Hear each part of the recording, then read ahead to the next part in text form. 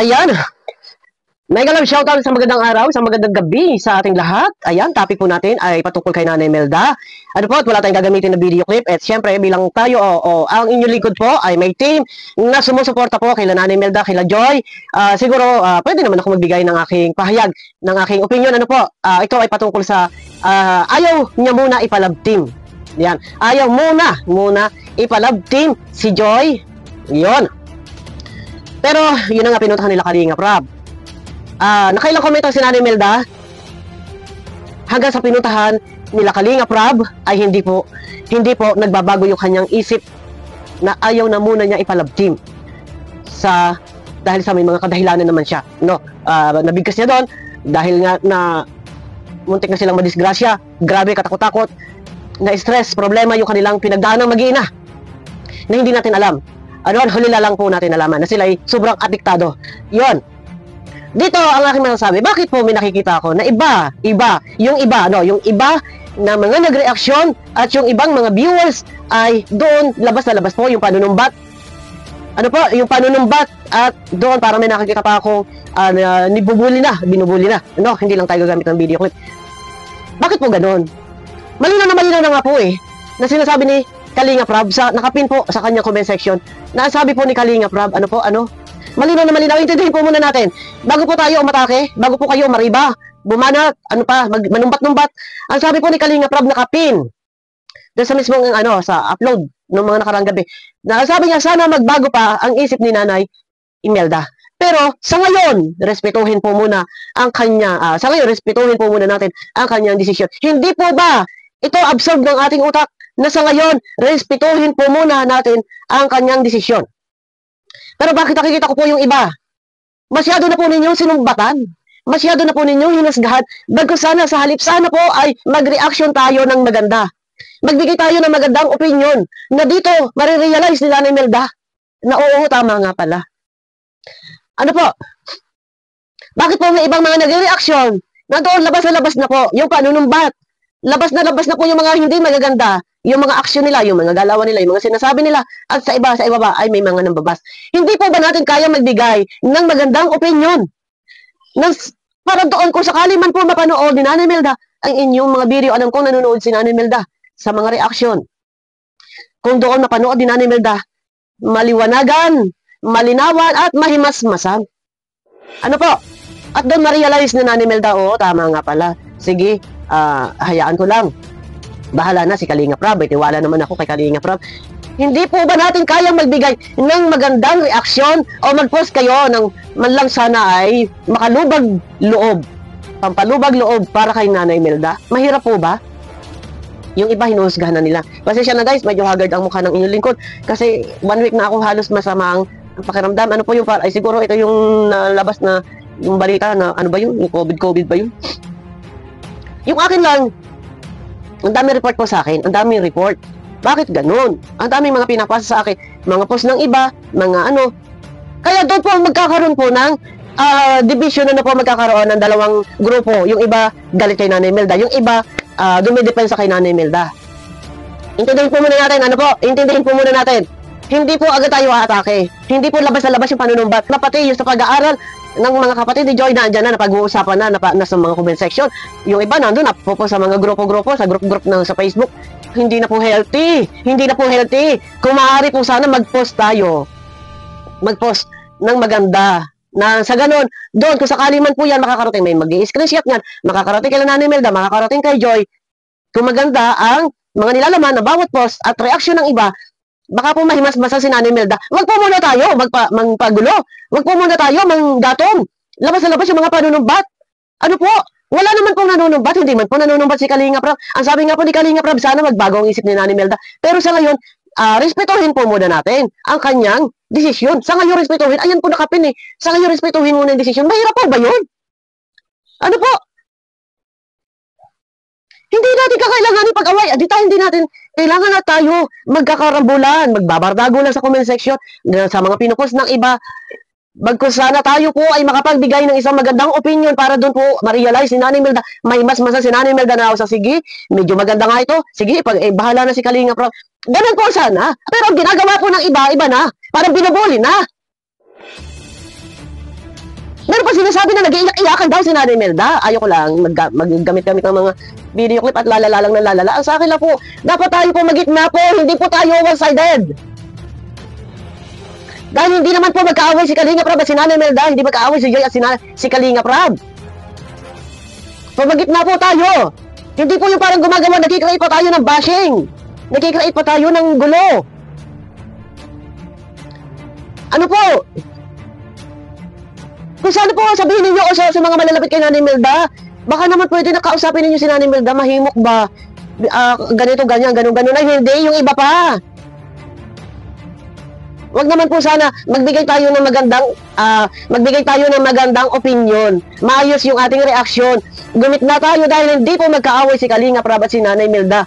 Hindi magkaaway si Joy at si Nanay Melda, ganun din si Joy at si Kalinga Prab. Wala pong problema. Naiintindihan po ni Kalinga Prab. At anytime, pwede naman magbago yung isip ni Nanay Melda kung ito ay mahihimasmasan at ika nga ay madaan natin sa magandang pakiusap.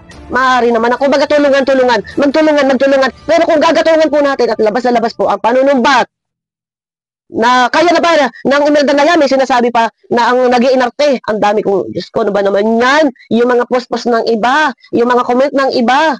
Ito, kung maaari hindi ko nasasabihin to.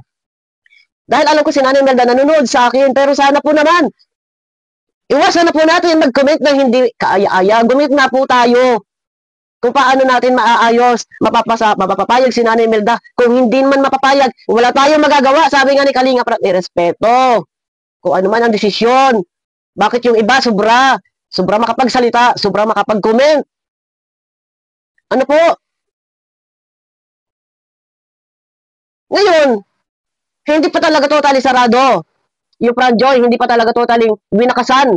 Abangan na lang po natin kung ano talaga ang final decision, kung mahihimok ba, kung mababago ba isip ni Nanay Imelda. Ang problema nga po dito, yung iba, sobra-sobra na yung mga panunumbat. Ano pa ba? Pati pag-aaral din sa dalawang bata, nandiyan pinagdidiskusyonan, pinagtatalunan na. Hindi raw si Rab ang nagpapaaral, kundi sponsor. Yung pa ba, kailangan pa ba talagang mamulat? Kailangan pa ba pagtalunan, pag-awayan? Kung ano pa man, kailangan pa ba? Gitna po tayo. Magbigay po tayo ng magandang opinion dahil wala pong away. Kasi pag ganyan ginagawa, magkakalit-litsi, magkakalitik-litik pag maraming mga chuchu. Maraming mga nagpapagulo na sa halip sana'y ayusin. Magbigay lang ng magandang opinion, baka sakali na si Nanay Imelda, mahimok natin. Di ba? O, huwag kayong mag-reaction ng sobra, huwag kayong mag-post ng mga sobra-sobra na. Hindi naman po nag-aaway, hindi po mag-aaway si Kalinga Prab at si Nanay Imelda. Nakikiusap nga si Kalinga Prab. Eh di sana tulungan natin si Kalinga Prab na makiusap. Kung papayag si Nanay Imelda. Kung hindi naman wala tayong magagawa, at least nagawa natin yung part natin. Pero may reaction tayo, at doon pa, sasabihin na nag-iiyakan lamang. Ano makukuhang diyan sa mga reaksyon ng iba, sa mga post ng iba? Na parang ang gusto nila, karambola na, away-away na, sumbatan na. Ano ba yan? Bakit ba may sumbatan? Bakit ba? Bakit ba may mga sumbatan? Huwag po ganun, hindi po dapat gahanto sa mga ganyan para may mga sumbatan-sumbatan. Hindi po dapat ganun. Magkusa na tayo talaga. Magbigay tayo ng ating suggestion, ng ating opinion. At kung ito'y mapanood din Nanay Imelda at ma-realize niya, tama, may punto ito. Mahimok ba natin?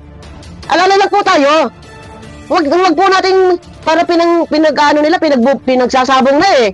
Yan ang panunumbat eh. Naku, hindi dahil daw sa Kalingap, hindi raw matutulungan si Joy, hindi raw sisikat. Naku, hindi dahil daw sa Kalingap, hindi raw makapag-aral mga kapatid ni Joy. Bakit po nandun tayo? Bakit po tumalon tayo doon? Bakit po may sumbatan? Bakit po? Dapat paulit-ulit tayo para tayo sa plaka dito. Ibalansin po muna natin. Lalo na sa mga reaktor, ibalansin po natin. Hindi po na dyan na nagkahari po sa atin agad yung galit at parang may panunumbat na at ginagayang iyak ni Nanay Imelda. Hindi po tama, hindi po dapat gano'n ang pag-reaction natin. Parang parang nandun na inuurat-urat na eh. Wag pong gano'n. Bilang reaktor, dapat, minsan talaga ako, hindi ko sinabing ako i-perfecto. Pero pag ganito, na hindi naman po magkalaban at hinihimok nga, inaamo-amo o pinakikiusapan, tulungan na lang natin na makiusap tayo. Magbigay tayo ng magandang suggestion natin. At doon, pag napanood Nanay Imelda, baka may masmasan. Pero, kung tayo gagawa ng reaksyon, at doon, labas na labas yung panunumbat. Sasabihin ba, kaya ba yan ni Imelda? Napag-aralin na kanyang 3 anak, siya kukuha ng pera. Bakit po nandun tayo? Bakit po ganyan yung mga sinasabi nyo? Kaya naglalahot minsan. Kaya naglalahot. Sa totoo lang. Minsan yung iba, hindi mo na iniisip kung ano ang magiging dulot nito. Dahil unang-una, hindi po sila Nanay Melda, hindi yan, kumbaga sila nasa loob ng kalingap. Nasa loob ng kalingap. Pero kung tayo yung gagawa ng isang hakbang, doon labas na labas yung panunumbat, makakatulong po ba to? Makakatulong po ba yun? O baka mamaya ang mangyayari yan, badang huli, tuluyan na manahimik. Tuluyan na kumala sa si Joy. Pagka ganyan na mangyayari niya. Pero alam ko, si Joy nandyan at nandyan, hindi naman naalis. Ang akin lang, wag na tayo masyado pang manggatong. Wag na tayong gumawa pa ng mga panunumbat at ginagaya pang mga iyak ni Nanay Melda. Wag na po. Yung ibang mga nagpo-post, ang dami-dami mga pinupost ng iba, sasabihin nila, bakit kaya na ba yan ni Melda? Napag-aralin ng kanyang mga anak, makatehan niya. Di ba? Ako, sinasabi ko, wag naman pong ganon. Pilitin natin makagawa ng isang reaksyon na doon para merong pangungumbinse. Pagkukumbinse, ayan, ang dami mga ano dito. Ayan, tingnan ninyo. Isa pa ito. Yung post po ni Ethel Resma. Ayan, sabi po ni Ethel Resma, tama, isipin nyo, 3 sila nag-aaral ng college, hindi basta-basta ang gastusin yan. Tapos si Nay Imelda, tandem si Joy, bakit iniisip ba niya ba kung saan kukuha si Kalinga Prab pagpaaral? Magkapatid, ayan, yun naman, kulang magkapatid, umaarte din si Nanay Imelda, ayun sabihin niya, umaarte daw, ayan sa baba, umaarte, ang dami po niyan, ang dami mga sumbatan, sabi naman ni Bing Ragay, Inoferio, mawawala yan si Joy, katagalan, pag di na yan may vlog, meron ako naisip na isang paraan dyan, para hindi mawala sa ere, ayoko lang magsalita, yan sana ang isipin ng nanay ni Joy, parang ayaw nang sumunod ni Nanay Imelda kay Kalinga Prab, di lang naisip na dumating tumulong kay Joy sa kanila. Hindi na lang nila naisip na daming dumating na tulong kay Joy para sa kanila. Tama ka dyan, sis. Baka sarili. Gusto sila lang intindihin, sabi ni Laika. Ang dami nyo mga sinasabi. Huwag kayo ganyan. Sa halip sana magbigay kayo ng mga magagandang opinion nyo na sa ganun, baka mabasa po yan ni Nanay Melda, at least, makumbisi natin. Mahimas basta si Nanay Melda pumayag. Pero kung kayo mismo, ang dami po yan, ha? Kung kayo na mismo ang gumagawa po ng mga ikakabas po, pambihira. Ano to? Ito pa kay Maricel. Ano nang nangyari sa iyo, Maricel? Kay sis Maricel, pag hindi na i-vlog at pinag-uusapan si Joy, ibig sabihin yan, laos na siya. Ayaw kasi nila sumaya si Joy at ayaw nila na makakatulong din si Joy sa pag-aaral ng bunso nilang magkakapatid. Sino may anong ayaw? Teka muna, wag kayo mga ganyan na mga comment. Ayusin na lang po natin. Yan, pinakapawisan na ako. Ayusin na po natin yung mga comment. Para hindi po nagtatambakan doon, natitrigger yung iba, at namumulat sa mga pinagsasabi ninyo, maging neutral lang po muna tayo. Magbigay tayo ng magandang komento na alam natin, doon, baka sakali na si Nanay Melda ay mahimok or pumayag. Pero pagka ganyan po, kayo mismo gumagawa ng mga issue na ganyan, at sumbatan, at sabi ang pagka-arte-arte, ay hindi po maganda. Ano po? Hindi po makakatulong. Bagkus yan po ay makaka-stress. Mahirap makakuha ng sakit galing sa stress. Pag si Nanay Melda nakakuha ng sakit galing sa stress, nako, yung sinasabi ko sa inyo, mag-uros dili po, hintayin po natin muna kung ano ang magiging final decision. At kung talagang ayaw, wala tayong magagawa, irespeto at igalang. Neutral lang po tayo, huwag po tayo gumawa ng hakbang na doon po ay labas na ang panunumbat at kung ano pa man. Ano po, hindi po maganda, hindi po makakatulong. Neutral na lang po muna tayo, tulungan na lang po muna si Kalinga Prab kung paano makukumbisi si Nanay Melda. Pero pag talagang ayaw, wala po tayong magagawa. Irespeto at igalang.